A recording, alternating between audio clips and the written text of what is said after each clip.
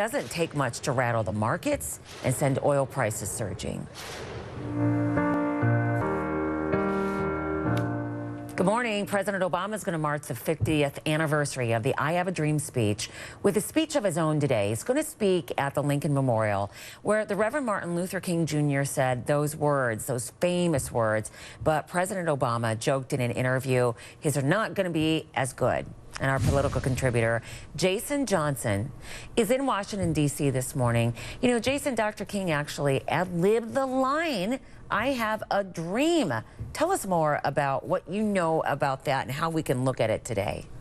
Well, it's interesting. There's a history written of that fateful day where apparently Mahalia Jackson, who was the favorite gospel singer of Martin Luther King, pretty much said, talk about the dream. She had heard him mention the dream before in various speeches, and he ad-libbed it. And I think that is symptomatic of how important he was to American history, that one of the most iconic speeches in the history of this country was something that came from the heart at the time with a crowd of people in front of him. So I think it's just an example of one of the other ways that Martin Luther King expressed his love for this country and how it affects us today.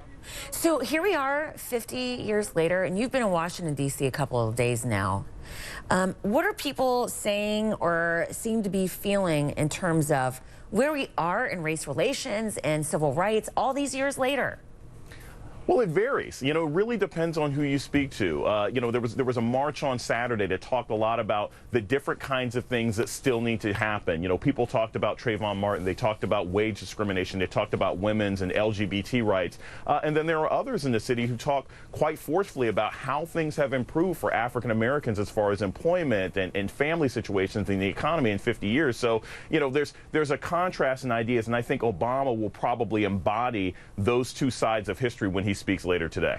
Okay, so thank you so much, Jason Johnson. Oh, one more question. Since you've been there for a few days, have you seen people lining up? Have you seen crowds? Or is that something that will be happening throughout the morning today? Oh. We do have some live pictures right now, too, for him to speak over. So while he's in a building, right now, we have the picture. So this is the shot, and I'm not making out very many people just yet, but people probably expressed to you their plans to get down there at a certain hour. Oh, yes. Everybody, lots of people are taking off work. A lot of kids haven't gone back to school yet. The city is prepared for it. It's restaurant week. Everyone knows there's going to be people from all over the country downtown. The Butler has been playing almost on the hour in local theaters. There's a real sort of excitement and anticipation as to what's going to be happening for the last week, but especially today.